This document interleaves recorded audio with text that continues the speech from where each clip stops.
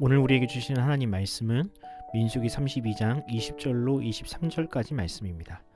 모세가 그들에게 이르되 너희가 만일 이 일을 행하여 무장하고 여호와 앞에서 가서 싸우되 너희가 다 무장하고 여호와 앞에서 요단을 건너가서 여호와께서 그의 원수를 자기 앞에서 쫓아내시고 그 땅이 여호와 앞에 복종하게 하시기까지 싸우면 여호와 앞에서나 이스라엘 앞에서나 무죄하여 돌아오겠고 이 땅은 여호와 앞에서 너희의 소유가 되리라마는 너희가 만일 그같이 아니하면 여호와께 범죄함이니 너희 죄가 반드시 너희를 찾아낼 줄 알라.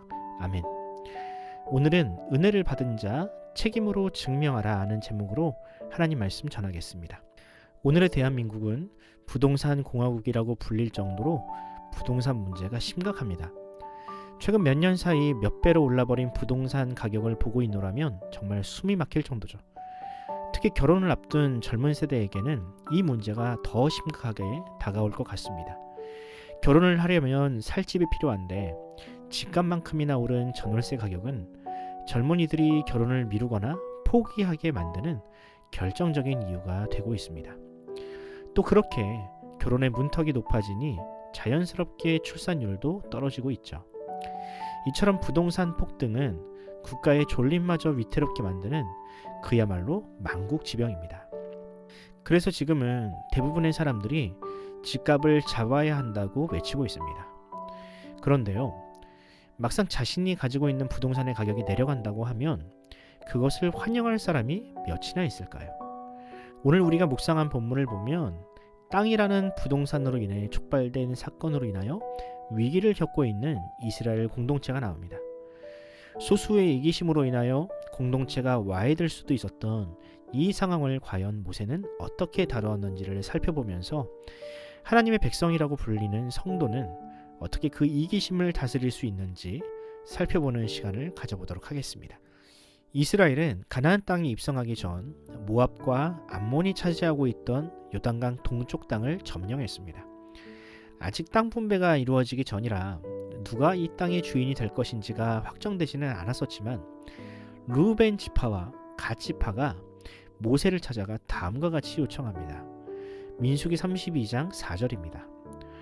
또 이르되 우리가 만일 당신에게 은혜를 입었으면 이 땅을 당신의 종들에게 그들의 소유로 주시고 우리에게 요단강을 건너지 않게 하소서.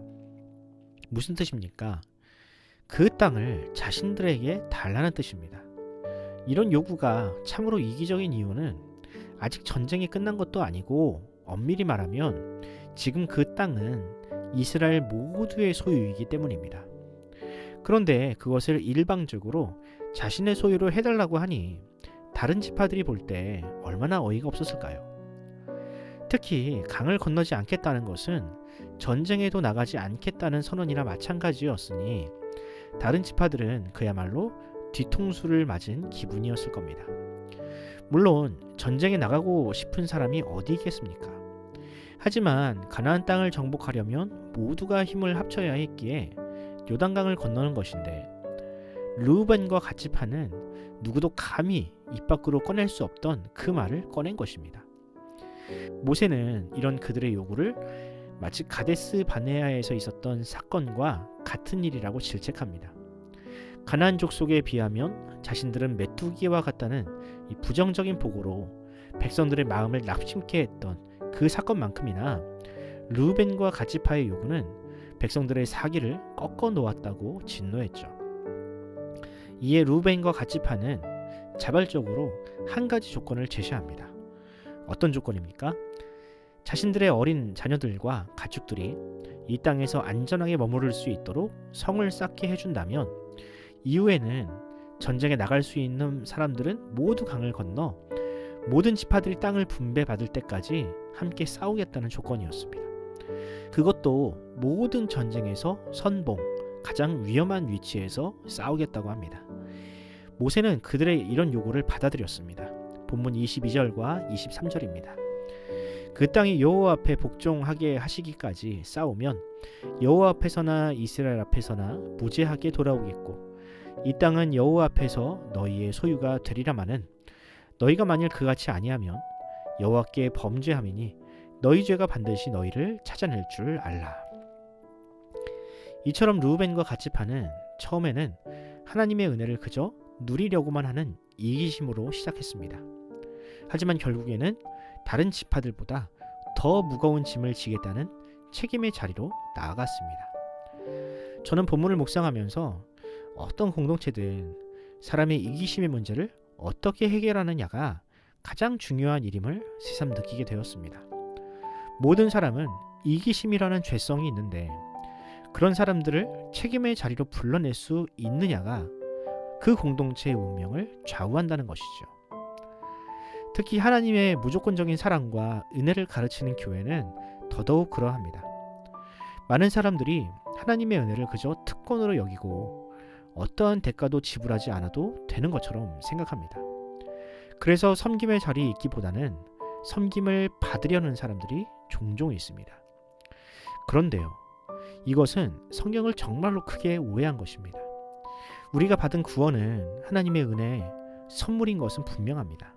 하지만 그 은혜를 받은 이후에도 이전과 다르지 않다면 그것은 오히려 자신이 그 은혜와 상관없는 사람임을 증명하는 것이나 다름없습니다. 예수님은 이 땅에 오신 목적을 섬김을 받기 위함이 아니라 도리어 섬기러 오셨다고 말씀하셨습니다. 또 베드로 사도 역시 구원받은 사람들은 마땅히 하나님의 자녀다움을 지키는 삶, 하나님의 성품을 닮은 삶을 살아가야 한다고 이야기했습니다. 베드로전서 1장 15절과 16절입니다. 오직 너희를 부르신 거룩한 이처럼 너희도 모든 행실에 거룩한 자가 되라. 기록되었으되 내가 거룩하니 너희도 거룩할지어다 하셨느니라. 하나님께 구원을 받은 사람은 반드시 삶의 그 흔적을 남깁니다. 만일 누군가가 스스로 구원을 받았다고 하면서 그 은혜를 특권으로 여기고 어떠한 희생과 봉사, 사회적 책임을 지려 하지 않는다면 그 구원은 착각이거나 혹은 저주일 수 있습니다. 오늘 본문은 분명 이렇게 이야기합니다. 너희 죄, 즉 은혜에 합당한 책임을 다하지 않는 죄가 반드시 너희를 찾아낼 것이다. 사랑하는 성도 여러분, 하나님의 은혜와 이 땅에서의 안락함을 바꾸지 마십시오. 은혜를 받은 자로서 여러분이 지켜야 할 선봉의 자리를 지키십시오.